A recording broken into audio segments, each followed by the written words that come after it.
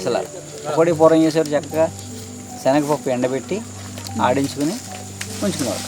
దాంతో బూందీ చేశారు. ఇప్పుడు ఎవరు ఆడిస్తున్నారండి మీలాంటి అంటారు అక్కడక్కడ. కానీ శనగపిండి ఇప్పుడు అందరికీ భయం, శనగపిండి తింటే గ్యాస్ వచ్చేస్తాను అది వచ్చేస్తాని, శనగపిండి జోలికి చాలా మంది పోరు, ఇది అయిపోద్దని. అసలు శనగపిండి ఏంటంటే పప్పు, మంచి పప్పు ఎండబెట్టి నొక్కులు గిక్కులు లేకుండా మంచి పోద్ద బాగున్నది ఎండబెట్టి పొడి ఆడించుకుని ఉంచుకోవాలి. దాంతో మనం బూందీ, మైసూర్ పాక్, మైసూర్ చాలా సింపుల్, 10 నిమిషాలు అయిపోతుంది. అలా పకోడీ దాంతో ఏం చేసుకోవాలో అన్నీ చేసుకునే వాళ్ళం. అవి ఇంట్లో ఇంకా వాటిలో కలుపుకునే వాళ్ళం. కొన్ని వాటిలో అది శనగపిండి మనం అలా చేసుకునే వాళ్ళం. కొద్దిగా ఉప్పు కలిపి ఉంచుకుంటే పురుగు పట్టదు, లైట్గా ఉప్పు కలిపి ఉంచుకుంటే. శనగపిండితో పకోడీ ఇది. మామూలుగా పకోడీ తింటే ఏమవుద్ది, కడుపు ఉప్పి గ్యాస్ గడబడ ఉంటుంది. కానీ ఈ పకోడీలు ఏం చేసామంటే తోటకూర, వామాకు అందరూ యాక్చువల్లీ బజ్జీ వేస్తారు. మన ఏంటంటే వామాకు, తోటకూర, జీడిపప్పు, ఉల్లిపాయలు, శనగపిండి, ఉప్పు కారం మామూలు అనుకోండి, అంతా పేస్ట్ కలిపాం. కొద్దిగా నెయ్యి వేసుకోవాలి. వెన్న కానీ నెయ్యి కానీ మీగడ కానీ దాంట్లో కలిపామనుకోండి గ్యాస్ ఫామ్ అవుతుంది, అల్సర్స్ రావు, అదేందా మోషన్ ఫ్రీగా అవుతుంది. ఆ టెక్నిక్ అనమాట. పకోడీ కలిపినప్పుడు మామూలు పూర్వంలో అందరూ వెన్న కలిపేవారు. పకోడీ పిండిలో వెన్న కలిపి వేసేవారు బజ్జీ వేయాలని. అప్పుడు మనకి ఏ తేడా చేసేది కాదు. ఇప్పుడు మనం డాల్డా వేస్తాం,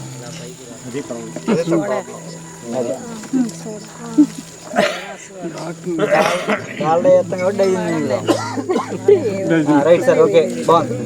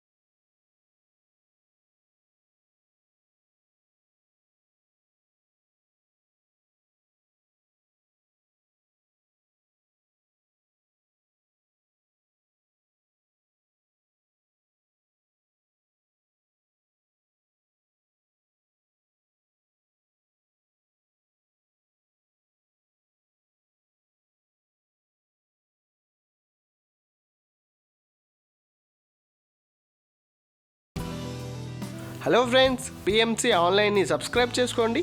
సరికొత్త అప్డేట్స్ కోసం బెల్ బటన్ని నొక్కండి.